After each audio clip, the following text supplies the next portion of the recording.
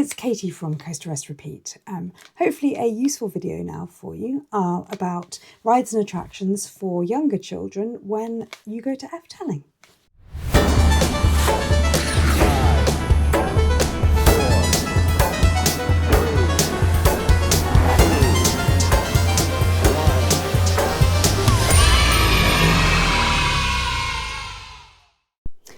So a question that gets asked a lot online in threads that I'm reading is about the suitability of Efteling for younger children, whether that be in a mixed group or whether it's a family doing their first trip abroad with their children.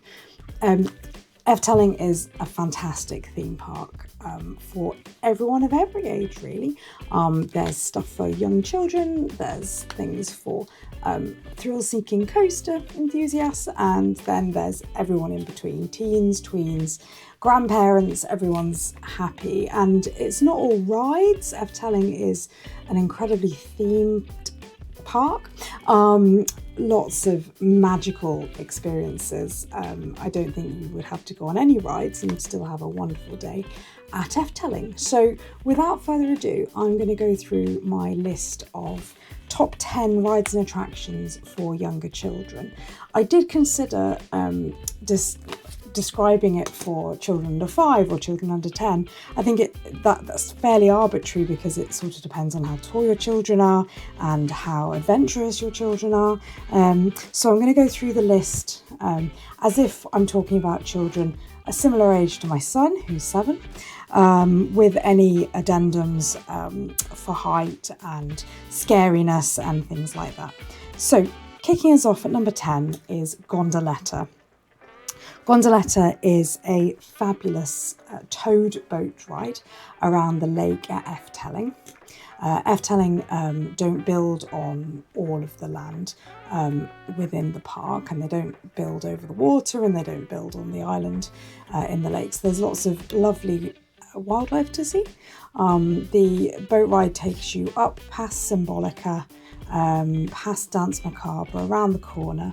If you're lucky, you might even see one of the roller coaster cars coming down from Baron 1898.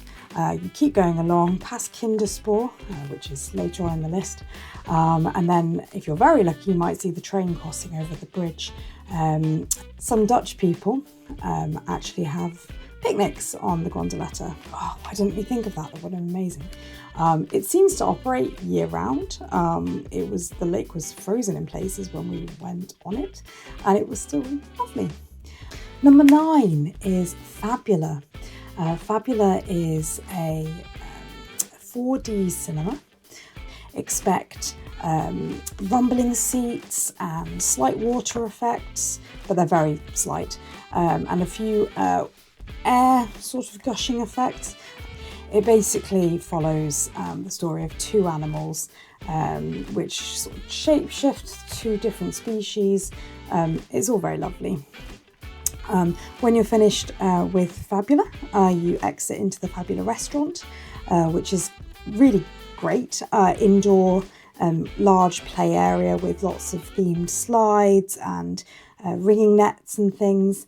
Kind of got an underwater theme in the restaurant. The restaurant's really good for if you've had enough of fried carbohydrates and salt, which actually we had, which is surprising. So we ate sort of more healthy food with some salads included, which felt really, really nice. And then your children can go off and play in a fairly safe environment while you finish off your food. So that's really good. Number 8 is Fata Morgana. So Fata Morgana is another boat ride. It's a dark ride. It's indoors, so it's great if the weather's inclement or cold. That you can't take strollers on it, but I think there is a stroller storage area outside of it. It basically details sort of a journey through a Middle Eastern town, lots of animatronics, kind of dark, as in lack of light in places.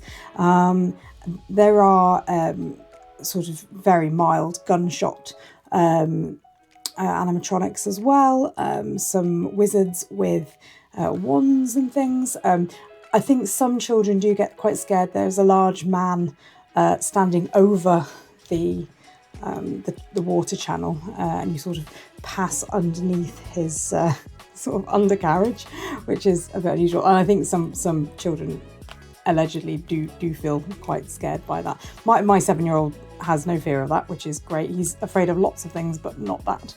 So that's great. Usually not much of a queue for that one. One of the early opening rides if you're staying in the hotel. So if you go there straight away, and that would be the first one you'd get to in the winter anyway, where you have to enter on the right hand side of the lake. There's basically no queue in the winter. So straight on that, which is great fun. In number 7 is the Volta village with a monorail that you can go around. Lots of people going about their daily business in beautiful houses and schools.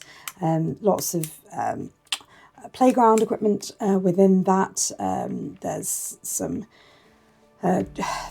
some slides and some seesaws and things. Really lovely place. So you can either just go and look around it in your own time, or you can go on the monorail, which are these large snails that sort of work their way round. 2 adults and 1 child, or 1 adult and 2 children on each of those. At number 6, we have Carnaval Festival, which actually I really enjoy. Again, that is one of the early opening rides if you're staying in one of the hotels. So it's a bit of a longer walk round, although if you're staying in the Efteling hotel, it's right next door to the entrance for that. Carnaval Festival is probably a lot of people describe it as being like Disney's It's a Small World. It's very bright, it's very tuneful. The tune is Now an Earworm, permanently lodged in my ear. It's really lovely, and it's got a great throughput of people because it's just a continuous, all the little gondolas are just continuously moving. So granted we only ever go in February, but I've never seen the queue longer than sort of 5 or 10 minutes for that, so that's really good. Downsides, so they've updated it recently, but there are still some scenes in it that some people would say don't show the countries depicted in their best light. I'll let you make that decision for yourselves. I really enjoy it despite that. I think it's a really lovely ride, and again it's an indoor ride, so if the weather's not great, then it's a good way to spend 10 minutes. Number 5 is Kinderspoor. So Kinderspoor is a really old ride. It's great, and if you have a child that loves trains, then you're sorted. You will be doing quite a lot of pedalling as the adult. My child is quite short, and his legs have just now reached the pedals. So I didn't do it this year, my mum did, but so they both pedalled it this year, but last year it was definitely the adult doing most of the pedalling, and it's entirely self-propelled, so good workout for you. But it's right next to the lake, it's lovely, it's well maintained, as everything is at Efteling, and again the queue's not that long, it's like 10 minutes at the longest. Great photo opportunities with your child crossing the bridge and as they come into the station. Really lovely little ride. Number 4 is Max and Moritz. I actually secretly love this coaster, probably more than some of the other more intense coasters, just because it's so well themed, it's so fun, it's my favourite ride manufacturer, Mac for everyone that cares. It's got an onboard audio, it's just really fun and lovely, and you go around, there's two trains going in opposite directions, and they do cross over midway through the course, and the onboard audio sort of changes to reflect that, and then you go back through the station and it seems to speed up and the audio speeds up. It's just really fun, and I always come off with a smile on my face. So Max and Moritz, very fun. In third place is the Fairy Tale Forest. So the Fairy Tale Forest is the oldest part of Efteling. That's been there since the 50s. That is just amazing. There's a couple of entrances. There's one near the gift shop and near the steam carousel. And there's another just off the Pardo's Boulevard near a Symbolica. You can enter at either of those places. The entrance near the Pardo's Boulevard has got Longneck in it, who is quintessentially Efteling. It's a gentleman with a very long neck. I can't remember the reason why he has a long neck, but it gets really, really long. So you can sit and watch Longneck doing his thing while you're eating strop waffles. That's the word I couldn't think of. And they've got lots of lovely different coatings that you can choose from. They're basically 2 waffles with a layer of caramel in between them, and they go really, really nicely with a hot drink. You put them on top of the hot drink and then all the caramel starts to melt. Delicious.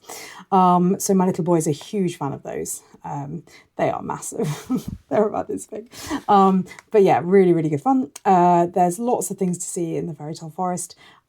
It's probably going to take you about an hour and a half to 2 hours to see everything, depending on how much you want to look at everything.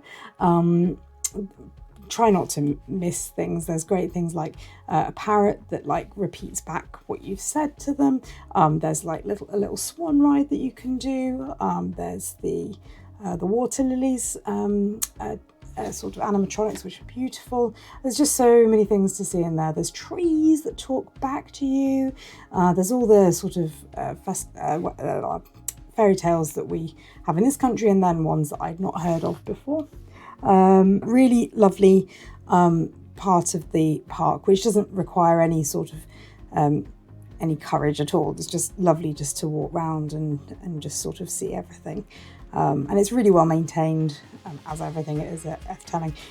If you're really lucky, you might see the peacock that lives there.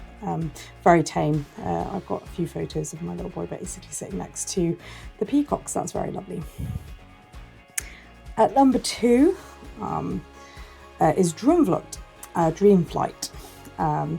Really lovely dark ride that's been there for a long time. It's basically a sort of a ride in a gondola through a fairy tale forest, basically, with lots of sort of very beautiful creatures and things, and lots of really pretty scenarios, sort of castles floating through the night sky. It's just absolutely lovely, and it sort of finishes off with a large helix downwards, and some would even argue that it's a roller coaster, although not a scary roller coaster, but be aware of that. If you've got very young children, they may find that slightly frightening. Which at number 1 leaves my absolute favourite dark ride, and probably one of my favourite rides at Efteling, which is Symbolica. It's a dark ride from 2017. It's trackless, so you've got vehicles that very cleverly move their way around without a track. You get 3 tours to choose from. Most of the tours are really similar, and then at kind of mid-end area, there's a few different rooms that they go into depending on which tour. So you've got a treasure tour, a music tour, and a heroes tour. My favourite is the treasure tour because it's the most sparkly. Symbolica usually has quite long queues compared with the rest of the park. Even in February, you're looking at sort of a 20-minute queue minimum. I think the queue's ever so slightly reduced since the opening of Danse Macabre, which I'll talk about in a second. It's just absolutely magical. It's got such a wonderful soundtrack, which just makes me sort of tear up a little bit every time I hear it. I think it was one of the most expensive dark rides ever built in Europe, in excess of 30 million euros. It's fabulous. Everything about it is fabulous, and it's definitely a highlight of a trip to Efteling. So yeah, there's my top 10. Honourable mention of Danse Macabre, which I really loved, but it has got a minimum age recommendation of 8 years old. and a minimum height of 1.2 metres. So your really little kids are probably going to be a bit scared of it and maybe a bit too short for it. So I think that's probably best tried when they are as close to 8 years old as you can get, really. It's really well done, and it opened last year, and it's fantastic. And it's unique in the world at the moment. It's an Intamin sound stage that sort of turns and sort of, I won't ruin all of the surprises for you. So yeah, there's about 20 different rides here on my list, and I could have chosen any number of them. I didn't choose Ravelin or Piranha because I've not been on them, because they're only open in the summer. But Volta is wonderful. It's a Vekoma madhouse, probably the first one in the world. In fact, it was the first one in the world. My son loves it, but I think it gives the illusion of being upside down. So I think younger children might not love that. When you've got so many other options as well, you've got like all the vintage rides near the old entrance to the theme park. They're lovely. That's near the Volk Van Laugh. And there's quite a few different themed play areas. There's one that fills up with water in the summertime. It's always empty in the wintertime. And then there's an inclusive play area called Nest, which has lots of accessible rides that anyone can play on. So that's brilliant. That's near the roller coasters Joyous and the Drac and Python.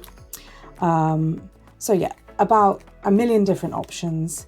You're going to need longer than a day, especially in a higher season. We manage it usually in about 2 days in the winter. Really recommend it. Go to Efteling.